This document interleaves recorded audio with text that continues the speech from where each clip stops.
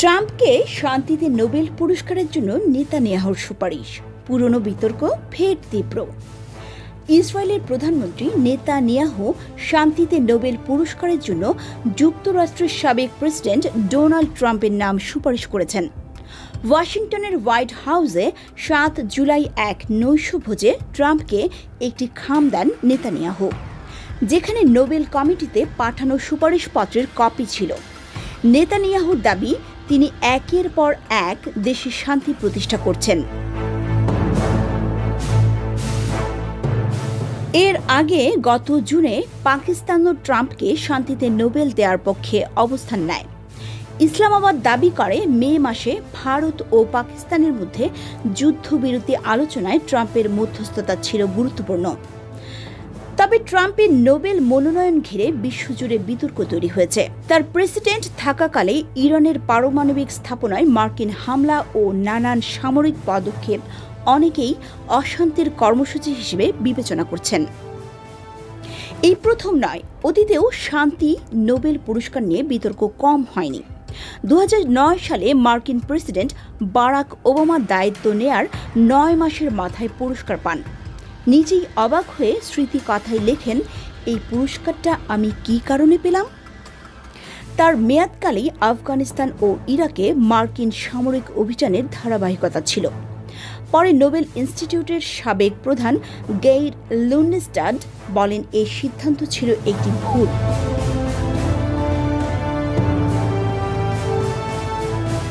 ১৯৯৪ সালে ফিলিস্তিনি নেতা ইয়াসির আরাফাত ইসরায়েলি প্রধানমন্ত্রী আইজাক রবিন ও শিমন পেরেসের সঙ্গে যৌথভাবে নোবেলে শান্তি পুরস্কার পান। যদিও আরাফাতের অতীতে সশস্ত্র ভূমিকার কারণে ব্যাপক সমালোচনা হয়। এর প্রতিবাদে নোবেল কমিটির এক সদস্য কারে ক্রিস্টিয়ানসেন পদত্যাগ করেন।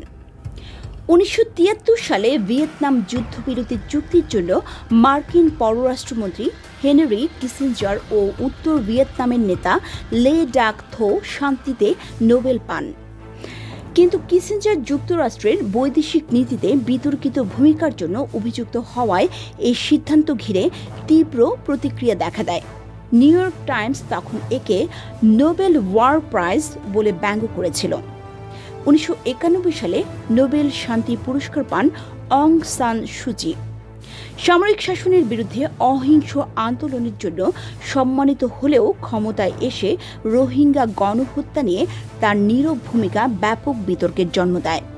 ২০১৯ সালে ইথিওপিয়ার প্রধানমন্ত্রী আবিই আহমেদ শান্তিতে নোবেল পান ইরিত্রিয়ার সঙ্গে সীমান্ত চুক্তির জন্য। তবে ১ বছর পর টাইগ্রে অঞ্চলে সেনা অভিযানের নির্দেশ দিয়ে নিজ দেশে গৃহযুদ্ধে জড়িয়ে পড়েন তিনি। এতে হাজার হাজার মানুষের মৃত্যু ও লাখো মানুষের দুর্দশা তৈরি হয়। ২০০৪ সালে পরিবেশ আন্দোলনের জন্য নোবেলে শান্তি পুরস্কার পান কেনিয়ার ওয়াঙ্গারি মাথাই।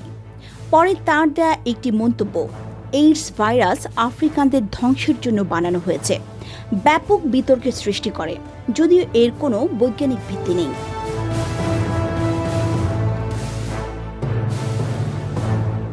অন্যদিকে এমন অনেক বিশিষ্ট ব্যক্তিও আছেন যাদের শান্তি প্রতিষ্ঠার অবদানের পরও কখনো নোবেল দেয়া হয়নি। মহাত্মা গান্ধী তার মধ্যে অন্যতম। ৫ বার মনোনয়ন পেয়েও তিনি শান্তিতে নোবেল পাননি। ২০০৬ সালে নোবেল কমিটির প্রধান গেয়ার লুন্ডস্টাড বলেন, গান্ধীর নোবেল না পাওয়া এই পুরস্কারের ইতিহাসের সবচেয়ে বড় অপূর্ণতা। এই প্রেক্ষাপটে ট্রাম্পের নোবেল মনোনয়নকে অনেকেই শান্তি পুরস্কার বিতর্কের নতুন অধ্যায় বলেই দেখছেন। অতীতের বিতর্কিত সিদ্ধান্তগুলোর আলোকে একবারও মনোনয়ন মূল্যায়নের পদ্ধতি ও রাজনৈতিক প্রভাব নিয়ে প্রশ্ন উঠতে শুরু করেছে।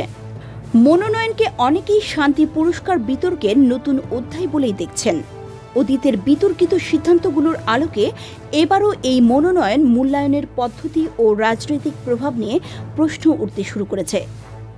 Afnan Parli, world views.